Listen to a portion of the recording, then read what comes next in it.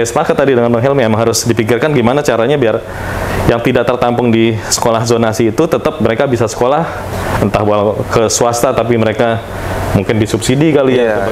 Nah itu harus memang ada ya, kita siapin regulasi lah. Kota penyangga itu kontribusinya ke Jakarta apa, kan gitu.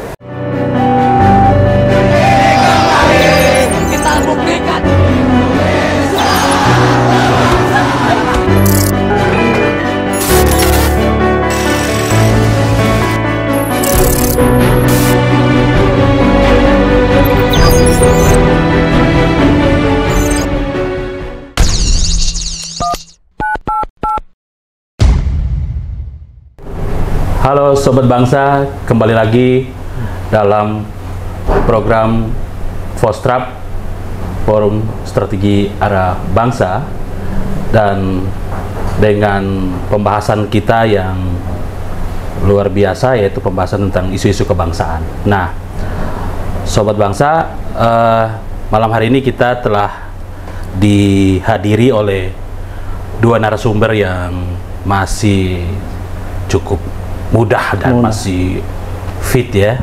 Ini politisi-politisi DKI ini. Ini ada Mas Fauzi dan ada Bro Helmi, dan sahabat saya Bung Faik, host terbaik di Fostrap. Oke, ada pepatah, tak kenal makanya tak sayang. Sebelum kita bicara soal isu-isu kebangsaan, apalagi soal pemilu, soal politik dan sebagainya. Nah, ngomong-ngomong, tema kita malam hari ini, Pak Faik, pasti seputaran tentang apa rencana para calon legislatif DKI Jakarta. Nah, untuk itu kita sebelum memulai pembahasan, kita akan persilahkan ke Bang Fauzi untuk bisa memperkenalkan kepada Sobat Bangsa, biar lebih akrab lagi gitu dengan sahabat bangsa kita gitu. Silakan Bang Fauzi. Halo, selamat malam semuanya. Assalamualaikum warahmatullahi wabarakatuh. Waalaikumsalam. Sebelumnya terima kasih kepada teman-teman sudah mengundang saya malam ini. Nama saya Fauzi Pintaliansyah. Saya caleg DPRD DKI Dapil 2 dari Partai PKB, nomor urut 7. Nomor 7. Dapil 2 di mana Bang maksudnya? Dapil 2 di Kelapa Gading. Gampangnya itu kita sebutnya Cikoding, Cilincing, Koja, dan Kelapa Gading. Plus Pulau Seribu. Utara ya. Jangan utara. Ini kan buat dari saya lah. Oke. Helmi ini. Ya, Bro Helmi nih, ini Halo Sobat Bangsa ya. Iya, Sobat Bangsa. Assalamualaikum warahmatullahi wabarakatuh. Terima kasih Fostrap udah kasih waktunya saya di sini. Nama lengkap saya Muhammad Helmi Ramdhani, kebetulan caleg DPRD DKI Jakarta Dapil 9 Jakarta Barat, meliputi Kecamatan Tambora, Cengkareng, Brebes. Gitu. Jadi itu aja. Terima kasih. Iya. Ini berarti udah jelas nih ya. Udah jelas, yang satu di Jakarta Utara, yang satu Jakarta Barat, dan zonanya ngeri-ngeri sedap juga ya. Nah, kira-kira Bang Fauzi udah, ya pasti kan motivasi terlibat di ikut serta dalam kontestasi legislatif di DKI ini kan pasti punya ada rencana atau udah punya gambaran lah kira-kira gimana Bang Fauzi? Gitu. Niatnya tuh Bang untuk niatnya gitu. Saya sih terus terang saya sehari-hari itu adalah pengguna angkutan umum. Biarpun ada kendaraan pribadi tapi lebih memilih angkutan umum. Oh, biasa. Iya. Kalau nggak perlu sekali saya kadang naik ojek, kereta kadang-kadang, atau juga naik busway. Jadi dari dulu sejak SMA sampai sekarang di hampir sekitar bekerja juga seperti itu gitu. Jadi selama berjalan ini memang saya perhatikan Jakarta udah jauh lebih baik dibandingkan dulu ya. Dibandingkan dulu pada saat masih sekolah. Tapi selama berjalan itu tetap aja masih berasa kok masih kurang ini ya, kurang itu ya. Masuk bagaimana selama ini saya menggunakan angkutan umum, kemudian sehari-hari di luar kok masih udah enak, jauh lebih enak, tapi masih ada kurangnya begitu. Jadi mau apa ya, alasan saya buat ikut caleg ini ingin memperbaiki Jakarta biar lebih baik lagi gimana gitu. Seperti apa yang bisa diperbaiki, apa yang bisa ditingkatkan gitu. Apa yang mau diperbaiki nih Bang, misalnya Bang? Ya sejauh ini ya paling lebih lari ke masalah lalu lintas ya yang lebih terasa sehari-hari sih ya. Di samping juga kondisi di DKI sendiri yang masih kadang-kadang kalau berjalan itu kok kita terpaksa harus jalan di jalanan karena di trotoar tuh udah penuh pohon dan penuh macam-macam gitu. Jadi itu yang terasa. Tapi di luar itu juga kembali lagi sambil berjalan ketemu teman-teman di dapil ya banyak juga masalah yang mereka sampaikan gitu ya. Saya sendiri ya bukannya Tuhan yang bisa pasti solusinya begini solusi begini. Kalau itu bisa segampang itu pasti yang sebelum-sebelumnya udah bisa melakukan gitu. Tapi kan sekarang enggak, jadi lebih dari saya menampung dan mungkin nanti setelah seandainya jadi gitu ya kita cari solusi bersama. Kalau dari Bro Helmi gimana tuh? Tadi Pak Fauji soal transportasi, jadi motivasi beliau karena problem transportasi ya. Mas Helmi silakan.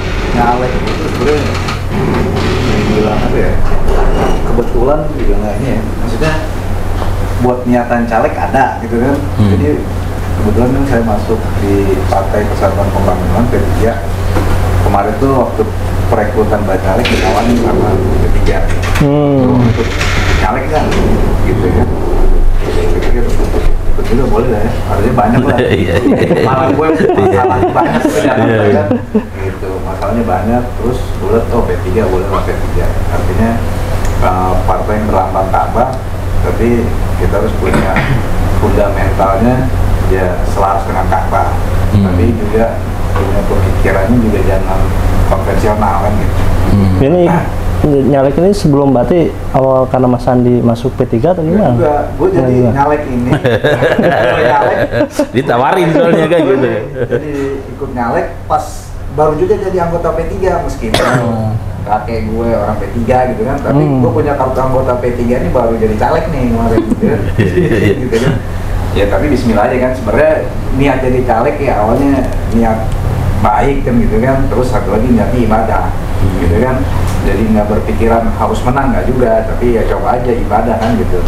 Orang kan caleg, gue nggak mau jadi caleg, nanti selesai jadi caleg terus. Karena awalnya udah ambisi kan, kalau gue ibadah aja kan gitu, jadi ya bismillah gitu kan, bismillah. Kalau apa ya, kalau ada apa itu film tuh Kupinan dengan Bismillah kan. Kupinan dengan Bismillah ya kan.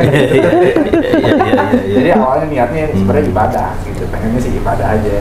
Jadi supaya kita nggak bermindset pikiran gue harus menang, karena kalau mau dibenahi Jakarta banyak. Jakarta harus dipegang orang gila sebenarnya. Iya. Enggak gila beneran ya? Enggak, jangan gila beneran. Ya kan, dan yang gila beneran, jadi nyatanya ibadah. Banyak kan harus dirapiin dari Jakarta. Kita ngerapihin, pokoknya setiap pemimpinan itu berganti-ganti, ini udah bener dirapihin, yang mana protes ya kan. Ini oke dirapihin, yang mana protes kan gitu, nggak selesai-selesai gitu. Kalau Pak Fauji kan soal transportasi, nah kira-kira Mas Helmi lihat di sisi mana nih yang akan diperjuangkan nih jika menang gitu loh? Kalau jika menang, satu begini, yang gue mau perjuangkan memang fundamental dari bawahnya dulu. Apa kira-kira contohnya tuh? Dari bawah satu adalah pengen perjuangan satu, kalau kita bicara partai P3 ya, yang basisnya memang basis muslim ya. Satu gue akan perjuangkan satu guru ngaji sebenarnya. Kita mau perjuangkan di sektor akhlak dulu nih, ya kan? Sektor akhlak, karena dari grassroots itu, jadi guru ngaji ini kita mustarakan dengan guru di sekolah negeri, gitu kan? Jadi kan kadang ya sebenarnya miris di Jakarta, ketika lo bayar sekolah TK nih kan, lo bayar sebulan 1,5 juta, lo nggak marah-marah, ya kan? Anak lo ngaji, lo kasih sebulan 50.000, guru ngaji minta duit mulu, ya kan? Padahal kan penting tuh akhlak, sebenarnya fundamental dari bawahnya dulu, gitu. Karena ya kita harus akuin, dan nggak boleh naif gitu kan, pemilih-pemilih DPRD nggak mungkin di Jakarta itu merangsek suara di komplek, ya kan? Pasti di kampung-kampung padat penduduk dan kumuh, kan gitu. Nah, fundamental sosial akhlaknya harus kita benahi dari situ. Dari apa ya? Udah guru ngaji. gitu. Dari guru ngaji itu ya di DKI minimal kita perjuangkan mereka dapat honorer lah. Kalau di Jakarta kemarin udah dapat OT ya kan, marbot udah dapat ini gitu, minimal guru ngajinya masuk juga ya, ada space gitu kan, atau mereka diakui sebagai posisinya sebagai guru kan gini. Soalnya kan bingung sekarang, guru ngaji ini nggak bisa disebut guru, nggak sih bisa disebut ustadz, paling maksudnya start kan gitu. Start kan tapi jadi start kan itu. Ini karena berangkat platform partainya. Benar. Platform partai, jadi ya sebenarnya itu dibenahin dari akhlak dulu, fundamental akhlaknya. Dan dari situ kan guru ngaji kan banyak gitu kan. Ya, lingkungan di situ kan kontrol sosial lebih dekat lah. Berarti itu pasti kan kalau perjuangan itu kan pasti DPRD kan memang kewenangannya kan dalam pengaturan regulasi. Berarti Perda ya? Iya, Perda. Bahwa Perda guru ngaji lah. Terus Perda untuk guru ngaji gitu. Yang kedua, yang kalau belum terjadi, kita akan memperjuangkan pekerja sektor informal diakui sebagai pekerja formal gitu. Tapi di Perda aja ya. Karena kenapa? Di Jakarta ini lebih banyak itu sektor UKM kan gitu, sektor UKM, dan kalau sektor real office itu kan banyak ya kan. Tapi kalau sektor UKM, misalkan contohnya Tanah Abang punya toko baju muslim, dia kan punya karyawan 4 ya kan, belum tentu karyawan itu digajinya sesuai UMR. Dia disebut buruh nggak masuk, disebut pekerja nggak masuk, karena yang punya toko nggak punya badan usaha, meskipun pemerintah udah mengatur regulasi soal PT perseorangan ya. Tapi si pekerjaannya apa disebutnya nih? Kan gitu. Jadi minimal kita berangkat dari Jakarta dulu, karena kita melihat besok perubahan DKI jadi DKJ sebagai pusat bisnis. Ini adalah kesempatan gitu kan. Kesempatan coba akuin dulu nih pekerja sektor informal ini diakui sebagai pekerja formal. Itu supaya mereka dapat perlindungan hak-hak pekerja. Untuk Mas Fauzi dan Mas Helmi nih, ini udah belusukan ke dapil atau belum? Kalau saya belum maksimal. Belum. Nah itu di dapil itu persoalannya itu apa aja sih? Kalau dulu, Mas dulu. Mas Fauzi dulu deh. Kan beda utara sama barat nih. Iya. Kalau ini sih lebih banyak ya masalah pekerjaan sih, lapangan pekerjaan, ya, ekonomi juga lebih banyak gitu. Ya nggak jauh-jauh lah urusan ya, nggak jauh dari perut lah sebenarnya. Kesejahteraan. Kalau masalah transportasi ya bagian dari itu, karena transportasi kan semakin baik, semakin lancar ya perekonomian juga akan berputar.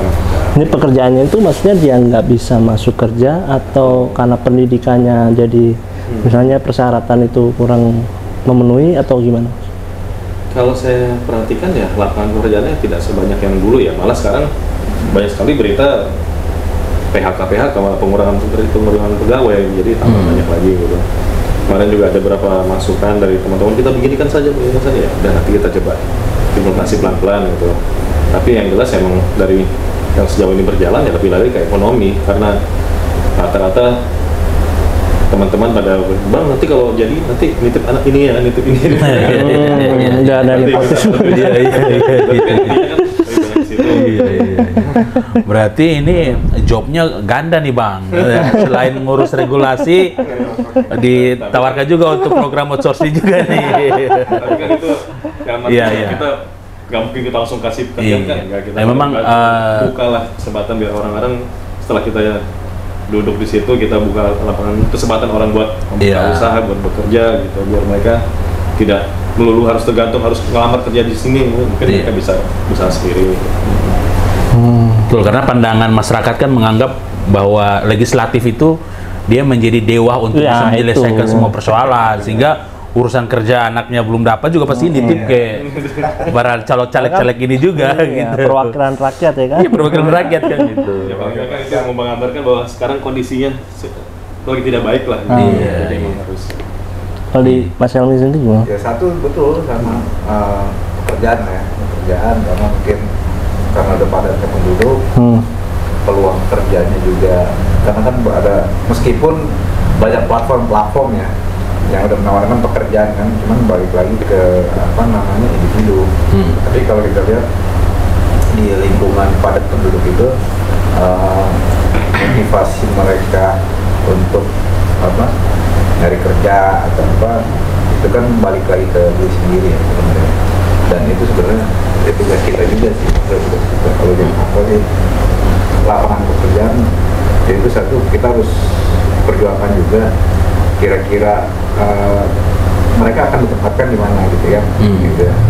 Mungkin kalau yang lain dari sektor misalkan apa wirausaha itu udah banyak lah dikembangkan sama Pemprov, cuman peluangnya adalah peluangan dan semangatnya ya, gitu. Karena keinginan warga yang di bawah sekarang, bang cari kerja, bang kalau jadi saya jadi kerja ya kan, abang punya kenalan nggak gitu kan, ya itu permasalahan itu pekerjaan. Meskipun ada program prakerja tapi saya rasa kurang efektifnya karena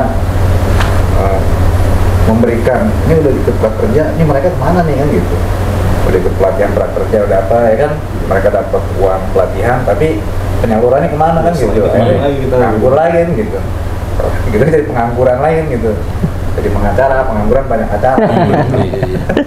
Nah ini kan Jakarta ini kan menjadi tempat tujuan dari masyarakat perkotaan-perkotaan yang ada di Indonesia ya. Artinya dianggap sebagai kota impian lah untuk mewujudkan cita-cita, harapan. Tempat perantauan ya. Nah, perantauan ini kan banyak nih numpuk di Jakarta nih Bang Fauzi sama Bro Helmi nih. Nah kira-kira jika teman-teman di dalam nanti berada di Kebon Siri gitu ya, tempat kantor DPD. Kebon Siri banyak nih. Oh banyak ya? Tempat di sebelah Kebon Siri. Jadi malah wakil gubernur. Nah, jadi ketika nanti berada di legislatif nanti, nah kira-kira ini kan banyak nih orang-orang dari luar, banyak pencari kerja di. Nah, apakah akan ada regulasi untuk membatasi? Karena kan tadi orang daerah sendiri, orang Jakarta sendiri pun aksesnya pun juga susah untuk dia dapat atau masih banyak yang harus diberesin gitu. Nah, kira-kira gimana tuh ini apa yang akan dilakukan gitu sama Bang Fauzi ataupun Bro Helmi gitu? Ya, kalau saya tadi yang gue bilang, kita kan perjuangkan kerja sektor informal menjadi pekerja formal gitu. Yeah. Ya kita turun, maksudnya ada catatan gitu kan, mau nggak bang cari kerja gitu kan, ada tuh kerjaan ya kan di Tanah Abang, misalkan di sekitaran Mangga Dua, gue masa lulus SMA jaga toko kan gitu. Gajinya harian gitu ya, hariannya ada yang mulai dari 50.000, 30.000 plus mingguan kan gitu. Artinya basic ijazah mereka kan sebenarnya jadi gengsi juga gitu kan. Ketika gue ijazah SMA atau D3, ujung-ujungnya jaga toko, jadi kan ngapain juga kan gitu. Tapi kan itu bagian dari bergening gengsi lah. Tapi, nah kalau itu kita perjuangkan di Perda, artinya oh iya, lu jaga toko juga gue bisa disebut pekerja nih. Karena gitu samanya kan dapat BPJS, dapat tenaga kerjaan, meskipun ada BPJS yang berbayar, tapi kan overthinkingnya si pencari kerja ini kan, ketika gue masuk kerja, oh iya, udah bangga nih, gue diakui nih kan. Iya. Ini adalah bagian dari mengkooptasi, mengkooptasi orang mau bekerja di sektor informal juga sama juga lu disebut pekerja. Itu sebenarnya kalau pemikiran saya ya. Karena orang tanya kerja di mana nih? Tanah Abang, gimana? Rokok Al-Hijab ya kan? Lu kerja di mana? Sebelahnya Tanah Abang. Iya. Semua WTC ya. Ada broker bos. Iya. UMR jelas juga. Padahal di situ sama, misalkan kerja di Glodok atau di mana ya, lu jual barang ini lu dapat komisi sekian gitu, dapat lu hari sama sebenarnya kan gitu, cuman tempat aja yang membedakan dan status mereka itu. Makanya intinya jaminan bahwa ada jaminan dari pemerintah daerah lah ya, lewat regulasi yang didorong gitu ya. Akhirnya kan jadi si pengusaha UKM lah ya, khususnya yang memperkerjakan pekerja sektor informal itu lebih serius mereka, jadi merekrut itu lebih serius bahwa oh ya gue nggak sembarangan nih, ada regulasinya nih. Kalau gue macem-macem, rokok gue ditutup bos, rugi kan gitu. Itu sebenarnya, jadi ada jaminan seperti itu. Bang Fauzi gimana Bang Fauzi? Mana ya? Yang jelas saya sepakat dengan Bang Helmi. Tapi di samping itu tadi kan ditanya Bang Iradat juga, akan ada regulasi membatasi, menurut saya sih nggak usah ya gitu, karena kesempatan bekerja kan sama buat semua warga negara. Berarti Jakarta sebagai suatu negara harus yang lain masuk sini harus ada izin sendiri kan nggak? Tetap aja orang Jakarta juga kadang-kadang kerja di luar kota juga sama gitu.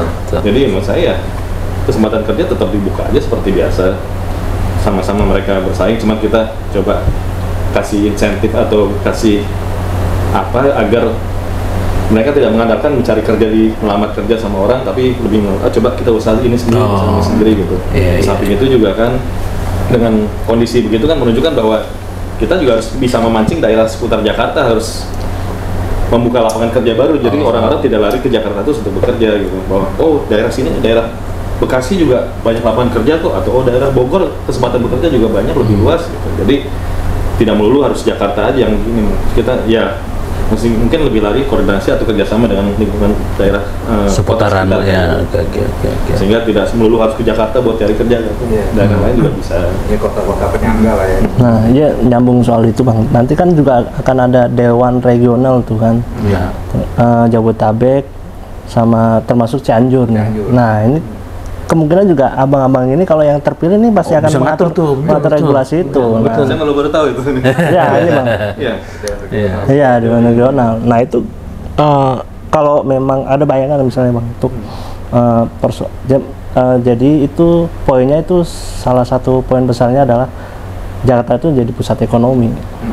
Nah, untuk menjadikan pusat ekonomi kan pasti kan terkait dengan lapangan kerja ya. Nah, lagi-lagi syarat untuk jadi masuk pekerjaan itu pasti kan syaratnya pasti ijazah dan pendidikan. Nah, itu gimana Bang untuk abang berdua ini? Apakah pendidikannya juga harus ditingkatkan dari SDM-nya? Iya, pendidikan penting, satu penting. Dan di Jakarta itu sebenarnya udah enak lah ya. Udah ada kartu Jakarta Pintar gitu kan, sekolah-sekolah negeri gratis. Memang permasalahannya adalah kita kemarin soal penetapan penerimaan calon siswa baru ya. Zonasi ya. Itu yang jadi sekelumit masalah, dan itu kita akan, kalau saya sih mau kita rumuskan nih kan gitu, mau kita rumuskan zonasi ini gimana nih kan gitu. Yang akhirnya kemarin saya turun ke dapil, banyak anak-anak yang putus sekolah. Nah, itu Bang. Putus di Jakarta, lu dapat fasilitas seperti ini, tiba-tiba dia putus sekolah kan gitu. Karena apa? Yang di sekolah non negeri, ya satu, biayanya mahal. Kayak kata Bang Koji, urusan perut nih, ya kan? Dia mau sekolah, mendingan gue bar sekolah, gue makan ya. Akhirnya yang di SD mereka negeri, tiba-tiba SMP nggak sekolah, karena nggak masuk zonasi. Karena mereka bayar uang pangkal berat. Nah, ini harus dipikirin nih, memang mau Pemprov DKI gimana caranya. Apakah nanti ada regulasi tertentu kalau misalkan memang mereka nggak dapat donasi, nggak dapat nilai kan, misalnya kan ada donasi prestasi kan gitu kan. Ini harus dipikirin nih regulasi ini, karena regulasi ini kan muncul dari Kementerian Pendidikan Kebudayaan. Kita di DKI Jakarta sebagai operatornya aja kan gitu.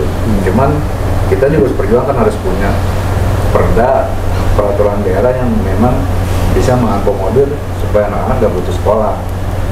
Permasalahannya di situ sebenarnya. Memang penting gitu, penting. Kalau fasilitas sekolah di Jakarta saya rasa udah cukup ya, mulai dari sekolah gratis, mereka ada tunjangan sekolah dan lain-lain udah cukup. Cuman kesempatan yang menerima itu kadang ya satu ada juga disalahgunakan juga nih sama oknum kan, karena KJP itu kan diberikan kan untuk yang memang nggak mampu lah Bang kan gitu. Ada kriteria tapi si penerima manfaat ini kadang nggak sesuai kan gitu. Nah, ini yang pengawasan lah, sebenarnya pengawasan itu kan ada bukan di pihak Pemprov ya. Kita kan di DPRD juga eksekutif hanya membuat regulasi pengawasan itu. Jadi apakah harus ada persyaratan yang harus agak ngejelimet juga atau gimana gitu? Ya gitu. Potong kompas aja gitu kan. Bahwa DKI jadi DKJ, itu punya aturan sendiri nih, nggak usah pakai zonasi kan gitu, atau gimana seperti apa lah kan gitu. Untuk percepatan sumber daya manusia tadi ya. Jadi jangan ada lagi anak putus sekolah. Coba aja kalau kita kemarin saya turun ke dapil, banyak yang mereka putus sekolah cuma sampai kenapa nggak sekolah lagi, lu dagang sate padang, mahal Bang banyak sekolahnya.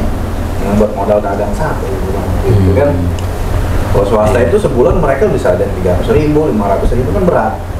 Uang pangkalnya ada yang mulai dari 2,5 juta ke 5 juta berat juga kan gitu. Berarti apakah kebijakan itu diperluas tidak hanya di negeri atau di swasta juga atau gimana Yang untuk tepatnya lembaga-lembaga adalah- pendidikan? Kalau menurut saya yang tepatnya adalah Pemprov DKI membangun pusat-pusat pendidikan baru. Kalau bicara kita mengikuti regulasi Kemendikbud ya, bangun sekolah-sekolah tambahan gitu. Kadang yang buat gratisin. iya supaya Paling. nggak zonasi itu. Oh. Nah kemarin ini dapil saya di Kalideres ya kan. Kalideres itu cuma ada satu sekolah di daerah satu kelurahan itu cuma ada satu sekolah SD. Gitu kan. Sedangkan kalau bicara zonasi ini numpuk banget di situ kan. Artinya minimal satu kelurahan itu 2 sekolah kan gitu kan. Artinya bisa menampung nih 2 sekolah SD, SMP dan SMA kan gitu. Saat ini kan SMU cuma satu kecamatan cuma satu ya Bang Koji ya. Karena saya ngerasain misalnya di sekolah dari di Jakarta nih SD, SMP, negeri itu kan gitu. Nah sekarang ada zonasi ribet nih dia kan. Ya kan karena nanti sekolah balik lagi kapasitas sekolahnya penuh. Ya kan? Kapasitas sekolah penuh, kita harus menerima zonasinya berdasarkan zonasi, prestasi kan numpuk nih, ya kan akhirnya penuh, nggak ada sekolah lagi, nggak ada. Pemprov harus bangun nih pusat-pusat pendidikan itu lagi kan, Iya. dan terus dipikirkan gimana caranya, apa mau ditingkatkan atau beli lahan, kalau lahan kan agak mahal, terus ada regulasi pembebasan lahan dan yang lain kan, atau kita kerjasama dengan sekolah negeri gitu kan. Gitu ada regulasi ya regulasi anggaran lagi balik lagi kan gitu. Nah, jadi intinya supaya jangan ada putus sekolah. Karena masih banyak saya turut ke dapil kemarin Tambora banyak turunan daerah penduduk padat ya. Ya mereka putus sekolah dari yang SMP putus, yang dari SD putus gitu karena sebagian mereka ya, pekerjaannya orang tuanya ada yang kulit panggul, ya kan, kulit nyuci gitu kan, ada yang kerja di toko-toko kecil, dan itu nggak mencukupi. Baiknya Bang Koji, Jakarta mah bicara putus, ya kan. Nah Bang Fauzi gimana untuk gambaran status Jakarta ini nanti bisa narik beberapa daerah baru masuk dalam kawasan regional? Mana pendidikan lagi ya tadi yang lanjutan. Terserah. Dalam pandangan Bang Fauzi itu gimana Jadi, tuh? Emang kalau masalah pendidikan emang dari dulu emang saya kalau bahasa Inggrisnya concern tapi bahasa Indonesianya lebih enak perhatian lah lebih. Karena dari dulu juga pas zamannya sekolah juga saya lihat kok pendidikan kita masih kurang bagus ya gitu. Jadi saya setuju tadi bahwa yang harus dipikirkan karena nggak semua orang itu bisa, setiap anak bisa masuk dalam zonasi tertentu pasti tercukupi gitu, harus dipikirkan yang ujungnya mereka tidak tertampung, bagaimana caranya agar mereka tetap bisa sekolah tapi mungkin ada sekolah swasta tapi tetap sekolah swasta bisa hidup gitu. Karena kalau kita coba tampung semua di negeri, swasta nggak bisa hidup kan gitu ya. Kalau mengenai putus sekolah ya saya sangat menyayangkan sekali ya bahwa mereka kan harusnya udah dapat Jakarta Pintar dan segala macam ya. Tapi emang kalau untuk di swasta itu kurang mencukupi. Tapi emang kalau putus sekolah itu sayang karena di sekolah lah mereka belajar nggak harus mengenai ilmu pengetahuan tapi mengenai budi pekerti, mengenai cara bergaul, cara sopan santun mungkin diajarkan di sekolah. Tapi kalau di luar ya mereka bergaulnya di luar aja gitu ya. Sehingga orang bilang bahwa ijazah tuh nggak penting, ya menurut saya penting karena tidak ilmu aja yang diajarkan situ tapi mengenai budi pekerti semua diajarkan di situ. Kejujuran juga mungkin diajarkan gitu ya. Ya kita bisa anggap bahwa di keluarga juga diajarkan tapi kan tidak sepenuhnya orang tua bisa mengajarkan karena saya pun bekerja ketemu anak baru malam juga ketemu anak kapan tuh mau ngajarinnya gitu. Ada saya sepakat sih zonasi itu memang agak memberatkan tapi ada plus minusnya juga ya. Plusnya itu pada dasarnya mungkin mungkin di satu daerah ada sekolah unggulan, kalau tidak pakai zonasi ujungnya orang-orang yang pintar-pintar aja anak-anak dari luar yang masuk, anak sekitar akhirnya tidak masuk itu akhirnya mereka jauh. Itu plus pertama yang akhirnya ya udah kita kasih zonasi aja biar anak-anak di sekitar itu tertampung gitu ya. Yang kemudian kedua juga dengan zonasi itu jadi anak-anak tidak harus sekolah jauh-jauh, itu akan mengurangi potensi tawuran juga. Kalau lewat sekolah jauh sini pulangnya lewatin sekolah A, sekolah B, tawuran ya. Tawuran. Karena itu kan dekat rumah deh biar mereka kalau ada apa-apa, kalau ini pulang ya pulang, nggak pakai rutin sekolah lain, nah itu. Karena tawuran antara sekolah kan, Jakarta kan udah kadang jadi ini ya, hobi. Pulang sekolah kan lewatin sekolah A, lewatin sekolah B, di rumah, itu yang potensi itu. Oh, anak ini. Iya. Itu nggak zonasi ya, karena itu gitu, untuk mengurangi potensi itu gitu.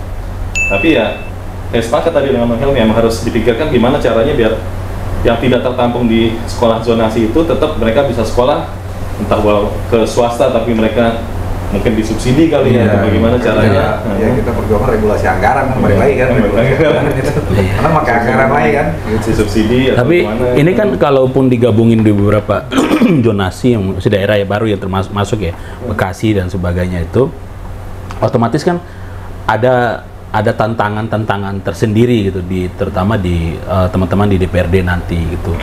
Nah kira-kira bayangan Bro Helmi sama Bang Fauji untuk mengantisipasi ini kan penggabungan nih, otomatis dari culture-nya, sistem sosialnya, terus aspek penataan jejaring dan penataan ruang kawasan itu kan pasti agak ruwet juga tuh. Apakah memang harus ada bayangan, oh gue nanti akan buat perda inilah atau penataan apa gitu, kira-kira seperti itu, selain dari problem-problem pendidikan dan lapangan kerja tadi itu. Soalnya ini dulu beda kabupaten nih, tiba-tiba ditarik gabung di satu circle yang sama, yang namanya ini apa namanya tadi, Dewan Regional kayak gitu. Nah kira-kira gimana tuh? Ya penting. Tantangan dan peluang itunya gimana tuh? Ya sampai sekarang Karawang lah ya. Ini udah lingkaran kota penyangga sebenarnya kan. Dan kalau kita disebut, kalau pernah ngalamin angker gak angker? Anak kereta. Anak kereta. Mario juga. Iya. Anak lenteng. Angker, anak kereta itu kan ke pojok semua kan. Kota penyangga loh, dari Bogor, Bekasi, Tenjo, Kota Rangkas Bitung lah. Iya, Rangkas Bitung. Itu kan kota penyangga. Mereka semua pergi pagi udah penuh ya kan, gitu kan, ke Jakarta terus soalnya gitu. Nah itu harus memang ada ya, kita siapin regulasi lah. Kota penyangga itu kontribusinya ke Jakarta apa kan gitu. Harus ada artinya ini kan bicara cash flow anggaran, artinya kota-kota penyangga ini punya manfaatnya apa nih gitu sama Jakarta nih. Jadi kan jangan mereka ke Jakarta terus pulang dari Jakarta nikmatin duit di Bekasi, nikmatin duit di Karawang. Duitnya habis di Bekasi. Habisnya di Bekasi, kan? Terima gajinya di Jakarta, gitu. Habisin duitnya di Serpong, di mana di Jakarta kan gitu. Karena apa di Jakarta? Aduh, terlalu mungkin liburan, kulinernya paling enak di sana. Nah, ini Jakarta harus mikirin juga kan gitu. Pusat-pusat kayak pusat-pusat wisata paling mereka di Jakarta kita tahu Taman Mini, Ancol, banyak lah ya. Tempat hiburan itu kan. Nah, tempat hiburan juga kita harus pikirin. Berarti arus perputaran apa ekonominya juga kalau ada itu akan ada pertukaran ataupun jadi tidak ada yang ketimpangan gitu, timpang gitu. Kan. Kalau kita bicara deh Tangsel, ya kan? Tangsel itu kan PAD-nya mulai dari kuliner kan. Ya kan banyak kan, mau makan ini mau makan semua Tangsel, kan gitu. Nyari duitnya kerja di mana? Jakarta. Pas gajian Tangsel. Belanjanya sudah liburan Bogor ya. Pas gak gajian deh mau di Jakarta.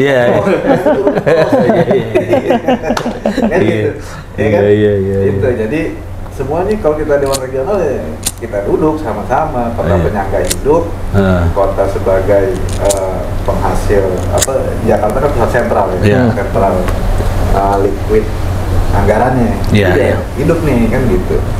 Jadi bahasanya gitu, saya bilang kan, ya itu kita harus pikirkan nih Dewan, kita harus atur gitu kan, kira-kira, nah ini harus duduk. Ini kan ada 2 provinsi, Banten dan Jawa Barat, kan gitu kan. Ini masing-masing punya apa namanya kepentingan kan, bicara PAD lagi, pendapatan asli daerah kan gitu. Gitu. Jadi harus duduk sama-sama dan harus kita pikirkan. Gitu kan. Karena bukan hanya sebagai aspek lain, ada kultur, sosial, budaya lengkap di situ. Gitu. Jadi terus saya kayak gitu. Nah sebelum lanjut Bang Fauji, ini coba cicipin juga ini khas Cafe di Gra gitu. sambil cicipi sambil ini aja, Itu sambil di Cafe Nigra. sambil iya Di Cafe samping Nigra. kita Cafe Nigra. Nigra kan Silakan bisa tanggapan Bang Fauzi gimana nih dengan wah ini kayak bus sambil bakar. Iya bang. iya.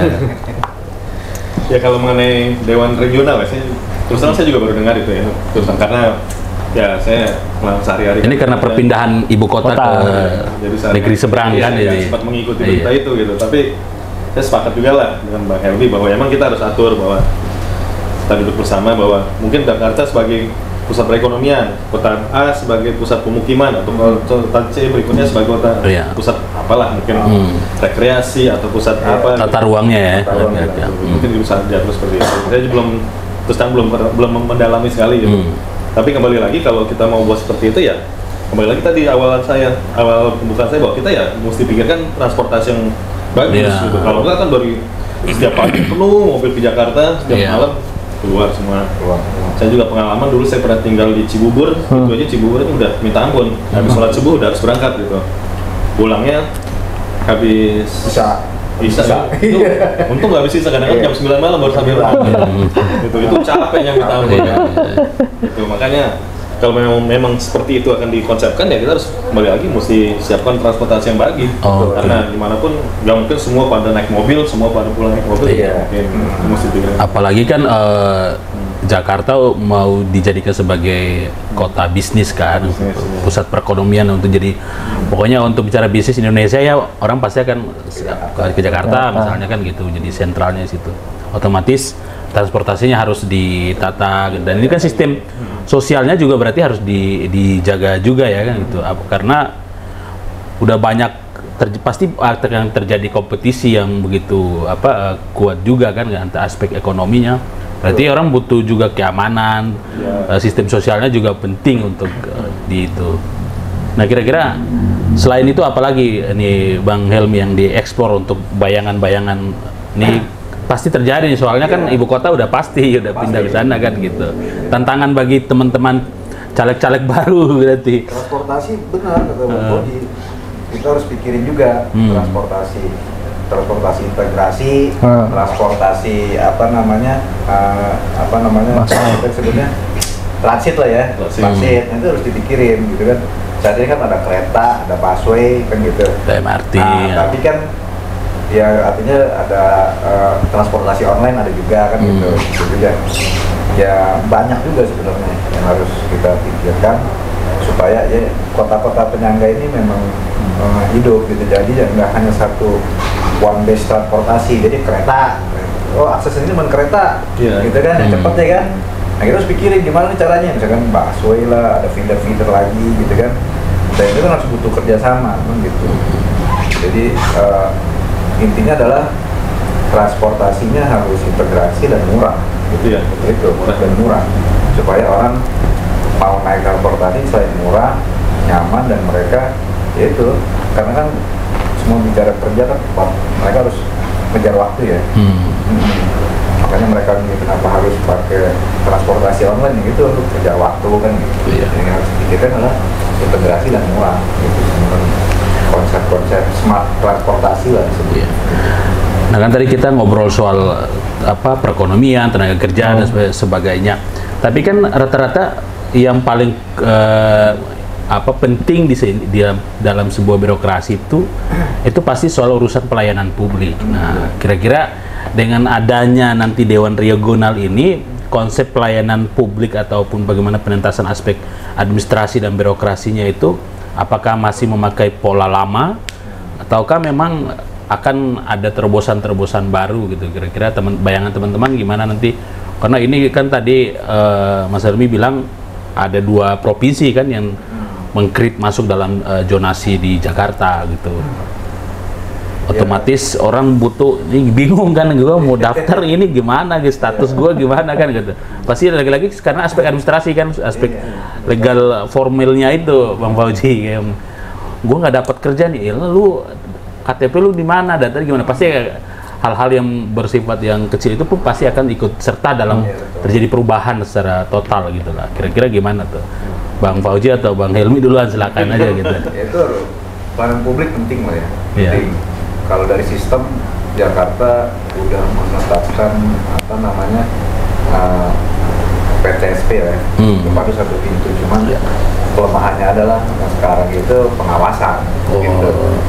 Ya bukan saya banggakan zaman Ahok nih kan gitu. Waktu zaman Ahok udah sistem artinya udah digitalisasi udah jalan. Sekarang digitalisasi jalan, pengawasannya nggak jalan. Ada orang mau download apa itu kan kadang ya error lah ini server, artinya itu harus dipikirkan nih sama pemerintah ketika ngebangun sistem manajemen digital, dia juga harus punya infrastruktur digital dulu. Gitu. Saat ini kan kalau menurut saya sih kelemahannya infrastruktur digitalnya Pemprov ini masih pakai pihak ketiga kan gitu. Jadi akhirnya terkendala, agar kita punya sendiri nih gitu kan, karena itu balik lagi database, dan itu kita harus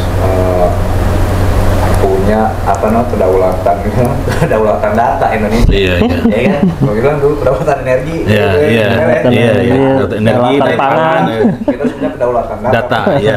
Sampai data udah ambil micet. Wah, ini produk ini merek nih.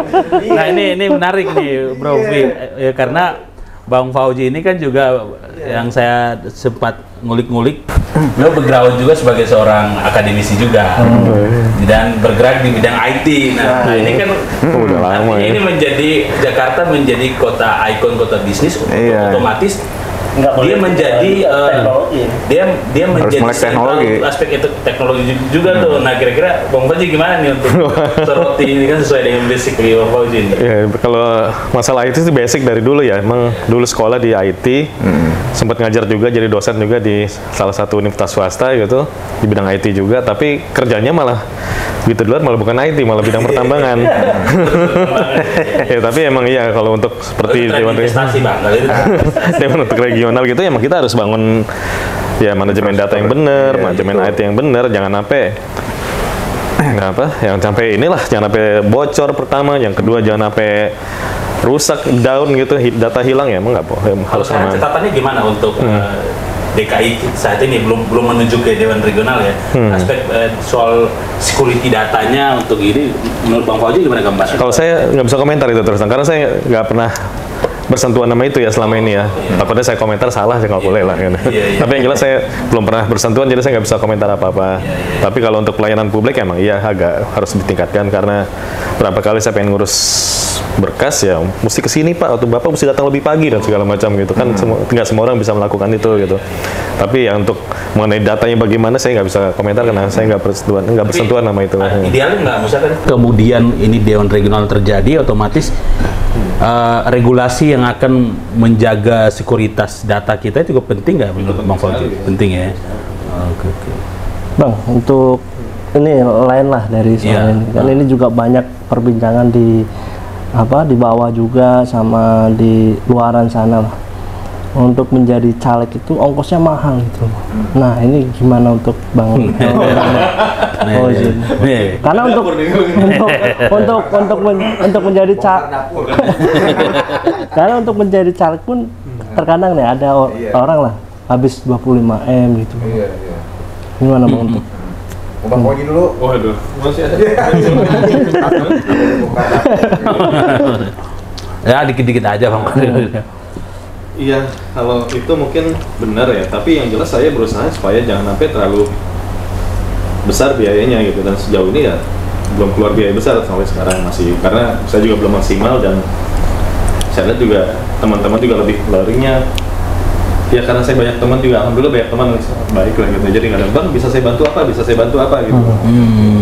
Ya, kalau dilihat latar belakang Fauji uangnya ada ya, ada sih, kalau nggak ada mungkin saya tapi ya kalau dibilang orang-orang bilang caleg duafa ya, saya ngakunya caleg ini moderat, saya bilang. Iya. Kulihat urat.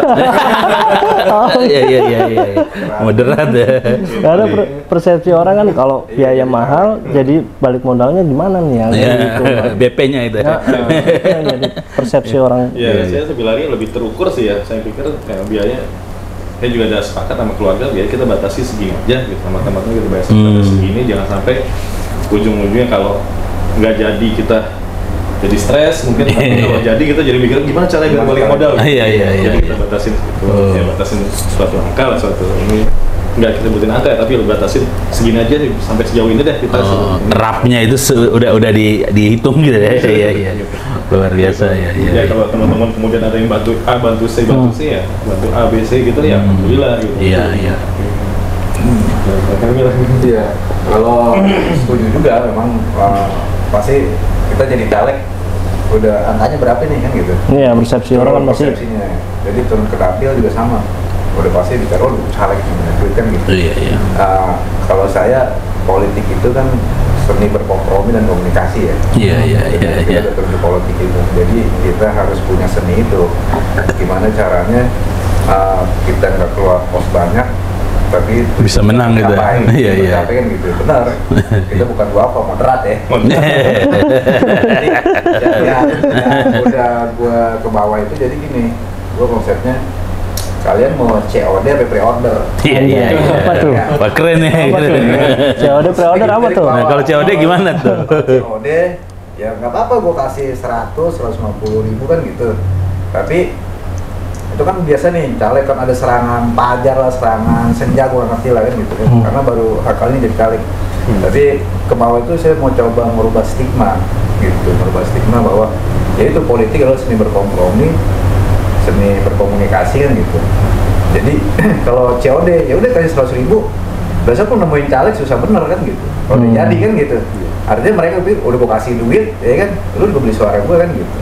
Kalau pre-order ya udah pilih aja dulu kan gitu. Kalau saya, ibu mana COD pre-order gitu kan. Kalau pre-order, ibu pilih saya dulu, pintu saya terbuka luas gitu kan. Iya. Bukan rumah saya tahu, orang tua saya tahu kan gitu, siapa kan gitu. Artinya kita harus merubah mindset politik itu. Karena apa? Yang kita hadapin kan ya, kalau bukan kayak pokoknya kan generasi milenial masuk ya. Jangan sampai pemikiran politik konvensional tuh terus tertanam gitu kan. Gitu. Jadi ini bagian dari perjuangan sebenarnya kan gitu. Makanya yang tadi gue bilang ini bagian dari apa? Mau jadikan ibadah saya lewat politik gitu kan. Jadi mau dia pilih mau enggak, tapi saya udah menyampaikan bahwa kita jangan begini mulu gitu kan. Indonesia kan sebutnya korupsi gitu. Karena kan gitu. Karena harus mikir balik modal kan gitu. Iya. Kalau caranya begini terus, ini akan terus akar ini makin panjang gitu. Jadi harus ada pemikiran dari tarik-tarik bicaranya gimana kan gitu. Seni berpolitiknya harus gimana kan gitu. Makanya politik itu kan dia bilang kita berkompromi dan komunikasi di bawah. Makanya dia bilang mau COD pre-order gitu kan. Iya. Terus saya bilang lagi, nah makanya saya di bawah itu kita advokasi lah ya. Mesti kita kalau saya kan ya modal terbatas lah ya, bagian dari moderat kan gitu. Jadi ya, Bu saya nggak bisa kasih uang, tapi saya bisa kasih tenaga dan pikiran saya kan gitu. Keluhan ibu di bawah apa nggak bisa dapet KJP atau ini kan gitu, seperti itu kita bantu kan gitu. Oh, polanya melakukan pendampingan gitu, advokasi gitu ya. Advokasi misalkan saya bilang ibu kan udah dapat kartu lansia, lansia kan sekarang lumayan, per 6 bulan itu bisa 1,8 kan gitu. Nah ini udah saya bantu, ibu bisa dapat. Nah artinya ibu mau pilih yang 1,8 atau yang 100 ribu gitu. Yang 1,8 ibu dapat terus nih lansia, ya kan? Kita udah bantu cara, kita tahu cara ini ngurusnya begini. Jadi kita rubah lewat cara sederhana aja supaya mereka nggak ada money politik. Saya sih di bawah mau perangin soal money politik itu gitu. Karena kita ngerasa bagian dari generasi milenial kalau berpikir begitu terus konvensional terus aja sampai 7 turunan 8 tanjakan pasti begitu. Iya. Indonesia. Iya itu Bang. Betul. Gitu, jadi harus memang tantangan kita adalah ya penguji ya. Kita ketemu senior. Ya kan gitu. Senior udah pasti serangan pajar senja. Pajar utama, nama kereta nih Serangan pajar. Nah, ini kan Bro Hilmi ini kan backgroundnya kan seorang jurnalis. Ya, nah artinya Bang Fauji backgroundnya kan ada akademisi dan ada juga sebagai seorang pengusaha saat ini lagi merintis ya gitu. Nah otomatis kalau Bro Hilmi kan jurnalis nih, pasti kawannya banyak nih. Tapi pasti banyak ada kawan yang nyinyir nih. Lo mau jadi DPR, pain lu kan biasa nanyain orang, biasa menginvestigasi. Nah nanti kalau bro jadi DPR gimana? Apa masih gaya seperti dulu jadi wartawan akan menginvestigasi persoalan rakyat?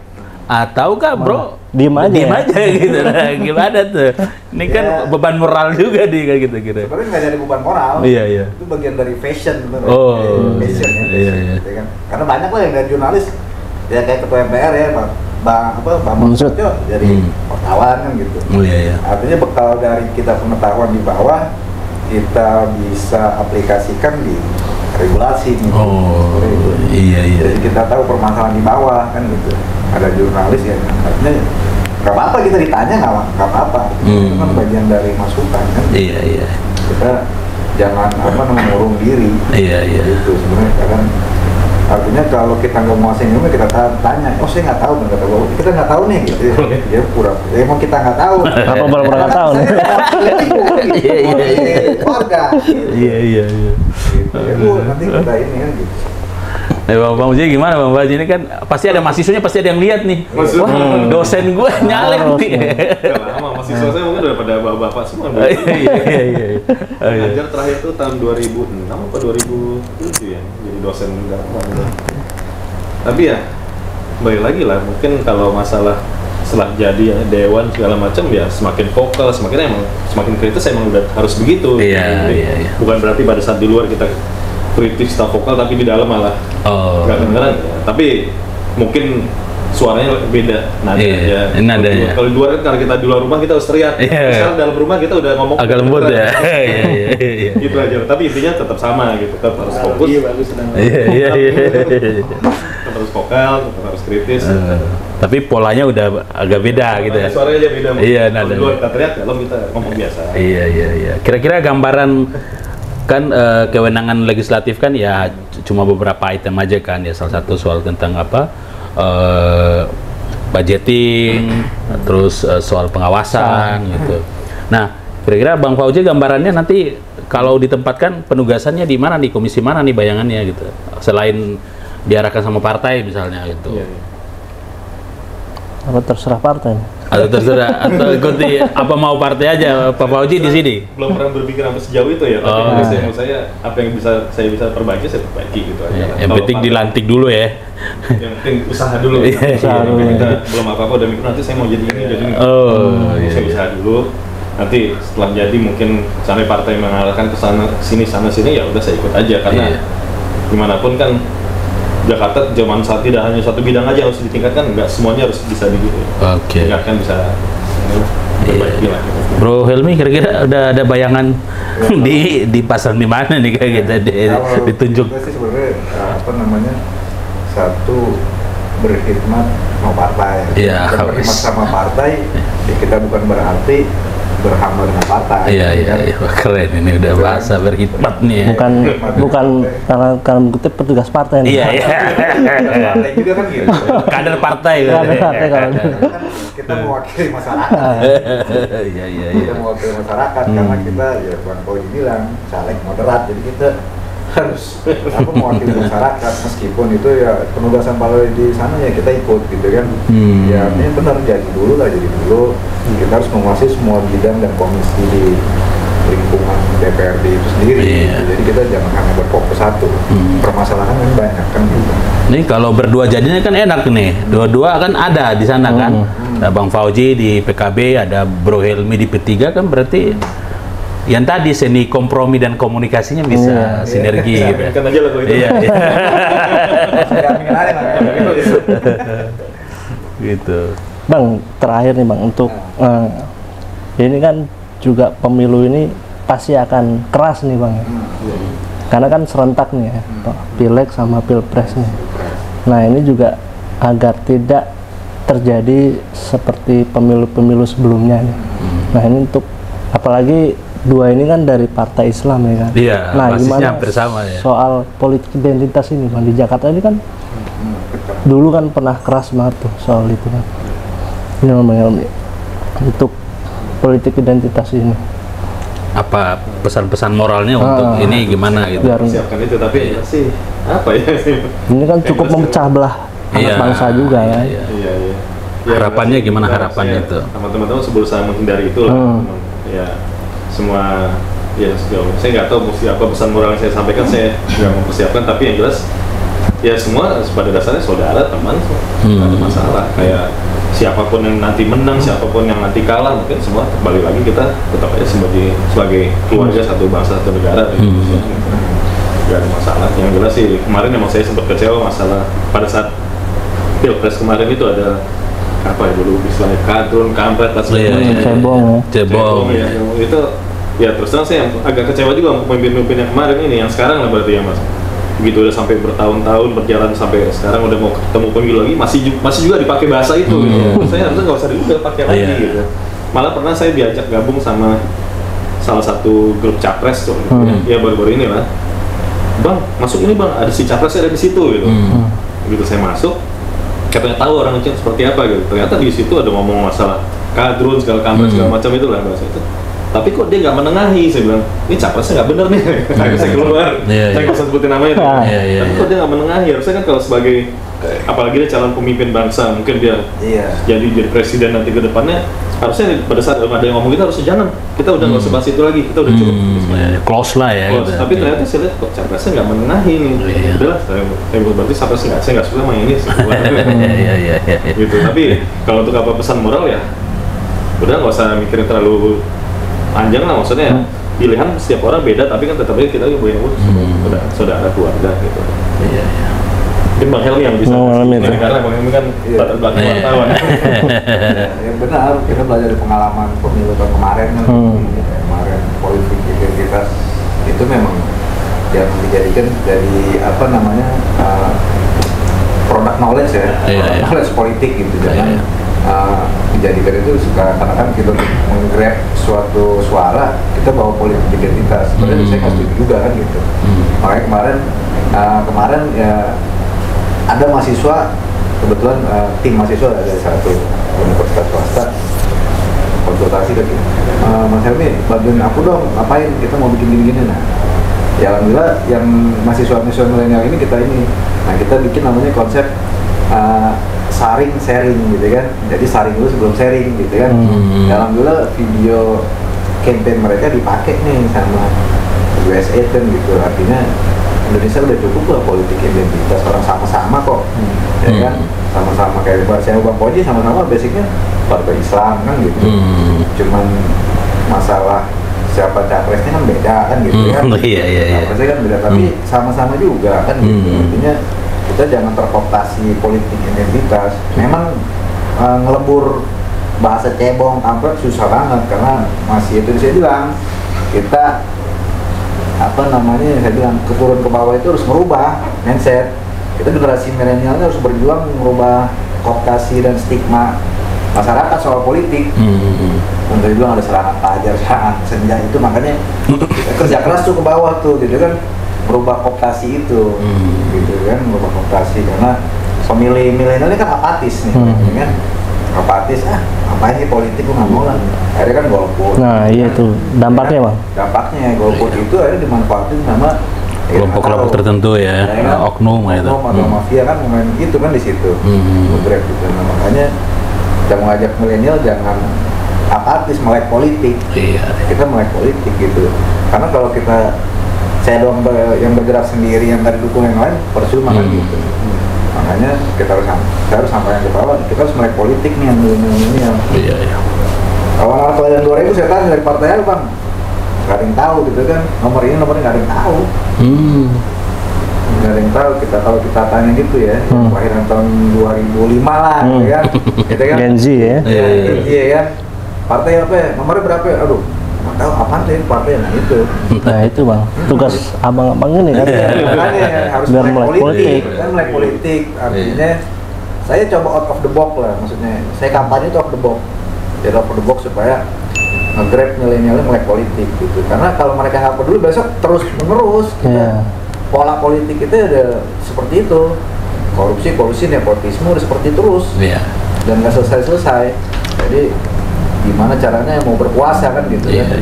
Gitu. Tapi kalau itu dirubah, coba lah pemilu-pemilu di Eropa Barat. Ya kan? Mereka udah adaptasinya jauh banget, gitu kan. Generasi milenial itu udah mulai politik banget, dia udah tahu nih ini pemimpinnya ini kan gitu. Kalau serangan digital, cyber lah, mereka udah bekerja terus. Kepedulian terhadap politik penting. Nah, untuk ini Bang, penutup lah, kesimpulan buat Bang Fauzi sama Bang Helmi ini untuk pemilu dan harapannya sebagai caleg DKI ini gimana nih Bang? Ini untuk pemilu, satu jangan ada politik identitas, kan gitu.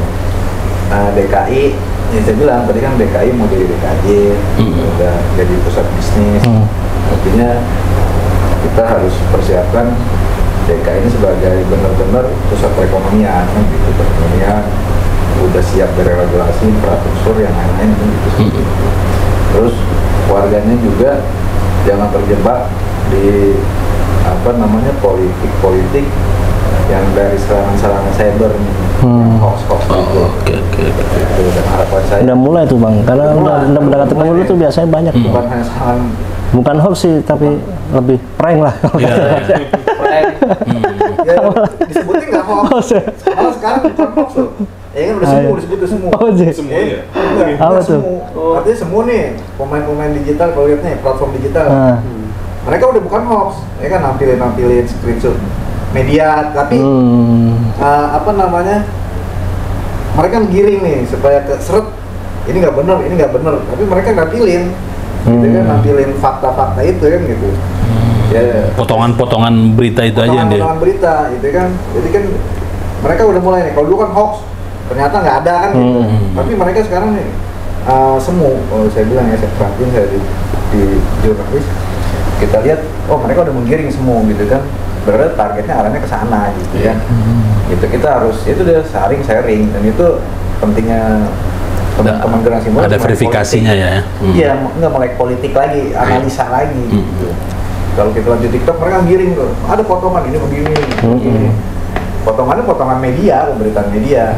Cuman arah opininya sekarang adalah membangun opini penggiringan gitu, dan itu kita harus pintar-pintar gitu, makanya melek politik. Itu kayak gitu aja sih. Bang Fauzi gimana Bang Fauzi? Harapannya gimana tuh? Ya, kalau menurut saya, harapan saya untuk pemilu ini ya, ini kan karena pemilu pada dasarnya 5 tahun sekali dan pesta rakyat ya, kita sambut dengan senang-senang aja lah gitu. Kampanye di sana, ayo kita ramaikan, kampanyenya kita ramaikan.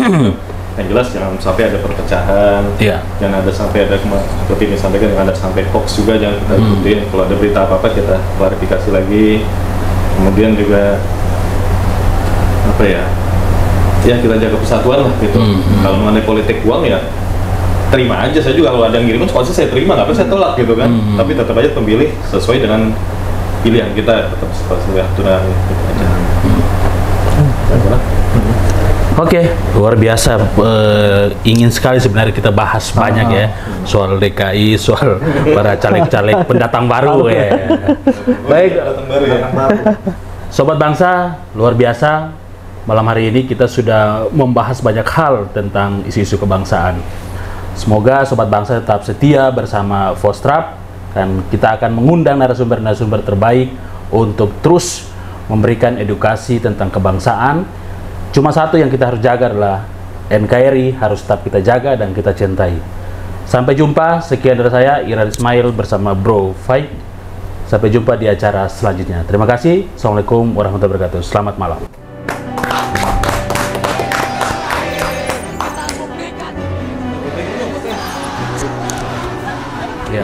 Ya, sambil foto. Ini luar biasa nih, Fauzi.